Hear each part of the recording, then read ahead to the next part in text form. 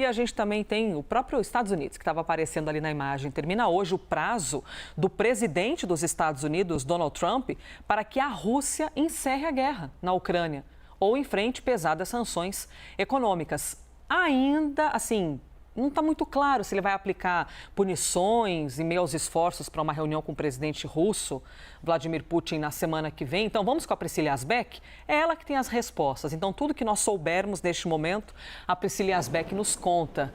Bem-vinda, minha querida, conversando ao vivo aí de Nova York. Hoje, então, é o dia que encerra esse período, né? Essa intimação feita por Donald Trump a Vladimir Putin.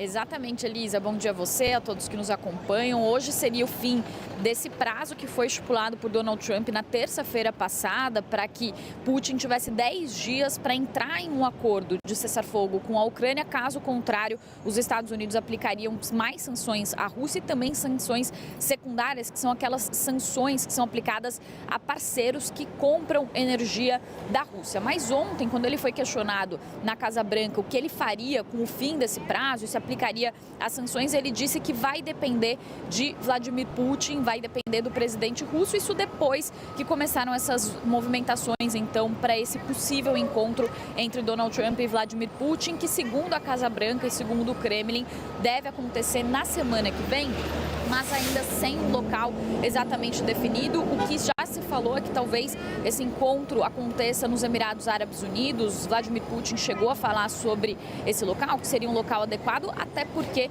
Vladimir Putin tem um mandado de prisão pelo Tribunal Penal Internacional, então ele não pode ir para qualquer país, porque dependendo do país, se for signatário do Estatuto de Roma e do TPI, esse país teria que executar esse mandado de prisão. Portanto, Emirados Árabes Unidos, que não fazem parte, poderia ser um lugar para esse possível encontro.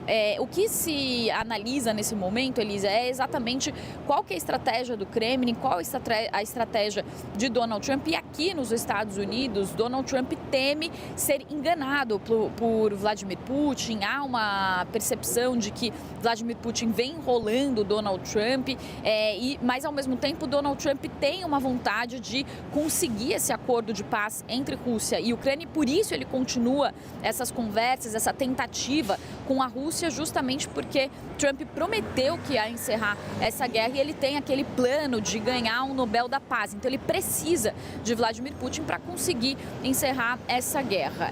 Trump vem relutando a aplicar essas novas sanções justamente porque ele ainda acredita numa conversa com os russos, mas ele chegou muito perto dessas ameaças nessa semana. É o mais próximo que ele chegou de aplicar essas sanções, e mais do que isso, ele chegou a aplicar inclusive tarifas adicionais à Índia, a Índia que estava com tarifas ali de 25%, e Donald Trump anunciou que essas tarifas subiriam para 50%, justamente porque os indianos são o segundo maior comprador de petróleo da Rússia. O primeiro maior comprador é a China, e também há dúvida se Donald Trump aplicaria também novas sanções à China em meio às negociações que acontecem entre os chineses e os americanos sobre as tarifas, com aquele prazo ali que foi prorrogado para o dia 12 de agosto. Então, também há uma complexidade sobre a aplicação dessas tarifas em meio a essas conversas que acontecem na China. Uma outra possibilidade também, Elisa, sobre um reforço dessas sanções seria também mirar os petroleiros que compõem a chamada frota paralela, que são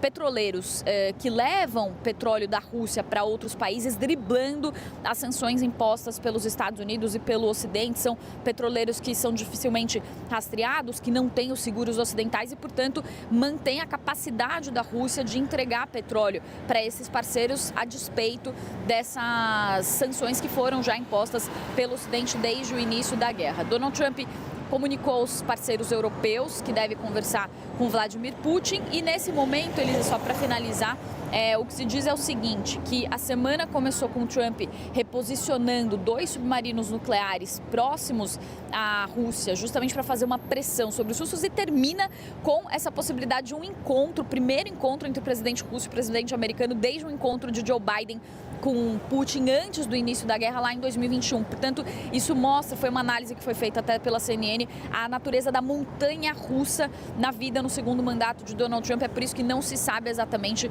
o que pode acontecer, se essas sanções vão ser aplicadas, se esse cessar-fogo vai ser obtido. Está tudo muito incerto ainda nesse momento, Elisa.